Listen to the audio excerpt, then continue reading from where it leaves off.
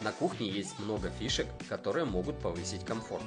Если у вас сложности с доступом в угол кухни, используйте выдвижные модули. Удобно использовать выдвижную разделочную доску с отверстием для мусора. Если у вас сложности с запахом из мусорной корзины, то есть ведра с фиксированной крышкой. Цоколь кухни можно тоже задействовать для хранения или вмонтировать туда миски для собак. Можно также оборудовать полноценный модуль с поилкой и мисками для собак, а также хранением для корма.